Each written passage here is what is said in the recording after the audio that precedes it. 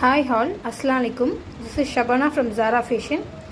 So, நம்ம இந்த வீடியோக்குள்ளே போகிறதுக்கு முன்னாடி நீங்கள் இப்போ தான் என்னோடய சேனல் ஃபஸ்ட் டைம் பார்க்குறீங்க அப்படின்னா ப்ளீஸ் சப்ஸ்கிரைப் பண்ணிக்கோங்க, பக்கத்தில் இருக்க பெல் ஐக்கானையும் ப்ரெஸ் பண்ணிக்கோங்க. அப்போ தான் நான் போடுற வீடியோஸ் உங்களுக்கு நோட்டிஃபிகேஷனில் வரும்.